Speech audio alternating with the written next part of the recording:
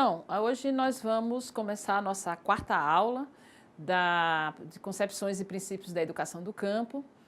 E a ideia um pouco é a gente discutir agora, a partir do que a gente discutiu na primeira, na segunda, na terceira aula, a gente discutir o que baliza, o que sustenta, quais são as ideias, quais são os princípios que sustentam a educação do campo, ou seja, quais são as ideias basilares da educação do campo.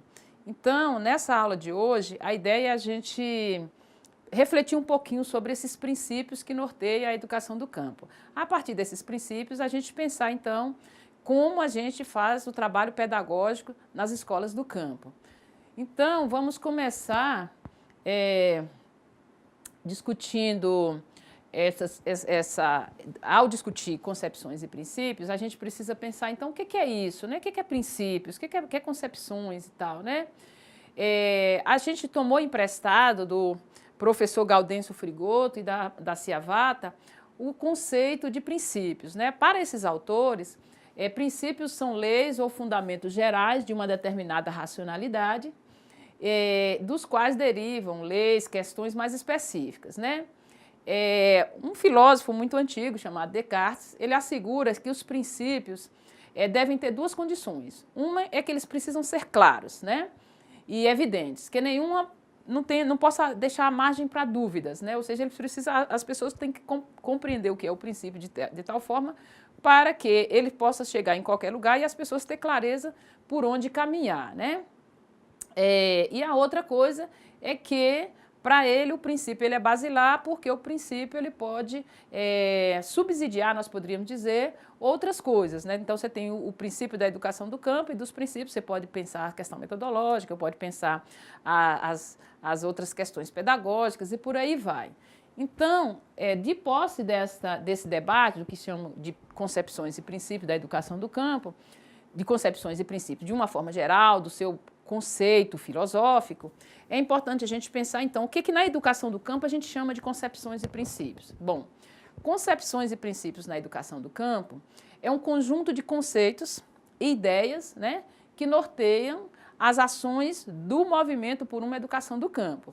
É importante a gente lembrar que que na aula anterior, quando a gente falava do movimento por uma educação do campo, do histórico por uma educação do campo, dos debates que nortearam a educação do campo lá em 98, quando foi realizada a primeira conferência, a articulação de todos os movimentos sociais, naquela conferência e nos debates que se seguiram posteriormente, o movimento foi tomando como base, então, e refutando aquilo que norteava a educação rural. E foi construindo, contrapondo o que era a educação rural, mas foi construindo uma outra perspectiva daquilo que a gente chamou de educação do campo até então, né? Então, os princípios da educação do campo, em primeiro lugar, parte de uma crítica àquilo que foi a educação rural, né? Desenvolvida no Brasil desde os anos 30 até os anos 90, né?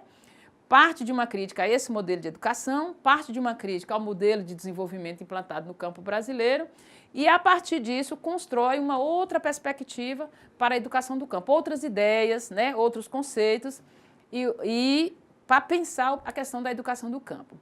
Onde é que a educação do campo foi beber para pensar esses princípios, né? Então, as referências teóricas, aquilo que nós chamamos de ideias basilares que norteou o movimento por uma educação básica do campo, buscou-se na pedagogia do oprimido, de Paulo Freire, né, gestada lá no final dos anos 50, início dos anos 60, e depois aperfeiçoada durante as décadas de 70 e 80.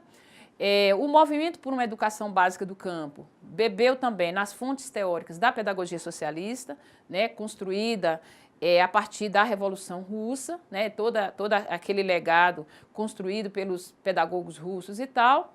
E a educação do campo também bebeu noutra fonte, que foi a pedagogia construída pelos próprios movimentos sociais, especialmente o MST, as EFAS, né? E aí, e todos os movimentos de educação de base que foi brotando da sua própria experiência ideias e conceitos que norteou todo esse legado. Então, é importante dizer que a educação do campo, ela não é a construção da educação do campo não foi algo que nós podemos ver, ela é algo novo, mas ela também se coloca como herdeira dessas ideias construídas a partir de um legado dos teóricos das classes trabalhadoras, aqueles que produziram ideias coerentes com a perspectiva que os trabalhadores pensam, que dos trabalhadores almejam, né? Então, é importante lembrar, então, que a educação do campo, aquilo que nós colocamos anteriormente, que ela contrapõe aquele modelo de educação rural pensado pelas elites e que norteou toda a política de educação rural durante mais de 70 anos no Brasil. Então, é importante lembrar que, da chegada dos portugueses até os anos 30 no Brasil, nós não tivemos política nenhuma. Essas políticas começaram a chegar a partir dos anos 30 do século XX. Mas, então, quando ela chega a partir dos anos 30 do século XX, ela chega com uma concepção das elites para os trabalhadores. Então, todo esse legado, primeiro, a educação do campo, ela nega essa ideia de uma ausência de políticas públicas, por isso que a gente luta pela universalização do direito à escola, e ela contrapõe aquilo que foi política mesmo, efetivamente, e programas e projetos que foram pensados a partir de uma concepção elitista, patronal, no campo, para, então, almejar uma outra perspectiva educacional, que era a educação do campo, né? Então, a educação do campo coloca que as concepções e princípios da educação do campo norteia que o projeto educativo não deve ser construído para os trabalhadores do campo, mas deve ser pensado com os trabalhadores do campo. Ou seja, nessa perspectiva, aí a gente já se coloca com uma diferença central da educação rural, que pensava a partir das elites e estendia para os trabalhadores. Não, a educação do campo, a perspectiva é pensar com os trabalhadores, ela já nasceu nessa perspectiva, ela já nasceu com os movimentos sociais, representantes dos trabalhadores, e ela avança para construção conjunta com os trabalhadores.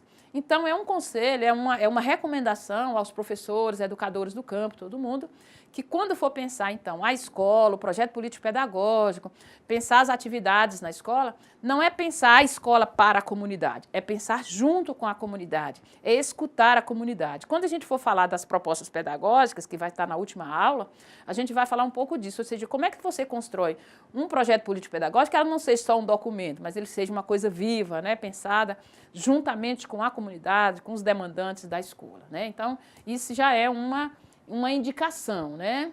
Bom,